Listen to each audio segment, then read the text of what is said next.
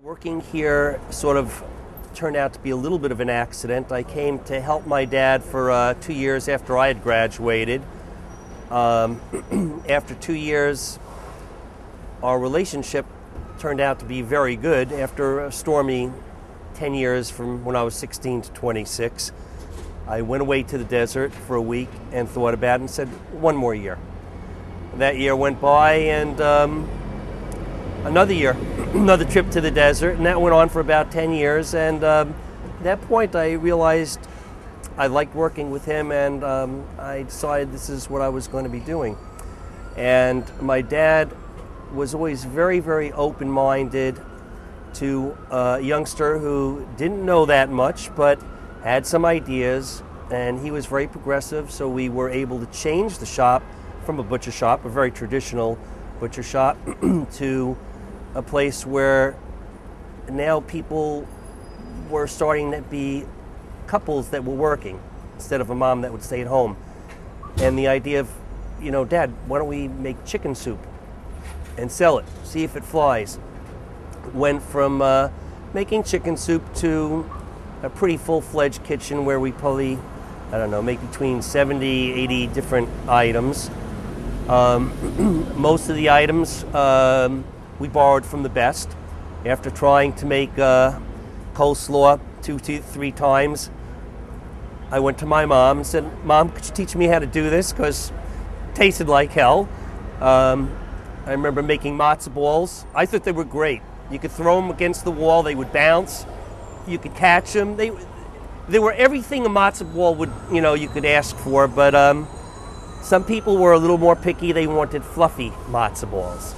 So again, we had to go to the expert and learned. And over the years, it took actually quite a number of years. We've been probably cooking, we've been here since '49 and probably cooking since, the mid-'60s. And we went from, having a couple items to a dozen items to, eventually we increased our repertoire as a new item came up that was, oh, this is a real good. Wonder if we could, make this. So it's wound up that, as my little brother says, the store is, it's more than a store, it's a tradition. We have an ethos, something that we try to live up to. We buy product that we really look to get the best product that is available. I remember when I went away from the city, and I would run across people that would say, that I would be a little picky about what I would eat. Oh, you're kosher, you've never eaten good meat. And I was like, I don't know, maybe, I guess, Seemed to me I had eaten very good meat. And I think I had. It turned out that, my dad was just very, very picky about getting prime meat and having the attitude that because you were kosher, that meant you kept certain rules. But you didn't have to pay a penalty and not have a great product.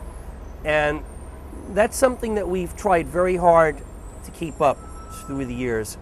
And I guess, the store has also turned out to be a little bit, as a family business, you treat employees a little differently than a Wall Street company. There's not that many people that are let go. People usually rise up from the ranks. And there's several folks that have been with us for over 20 years that started as, delivery folks that have learned the trade and I think are among the better craftsmen in the trade. And there's a certain amount of satisfaction in that also.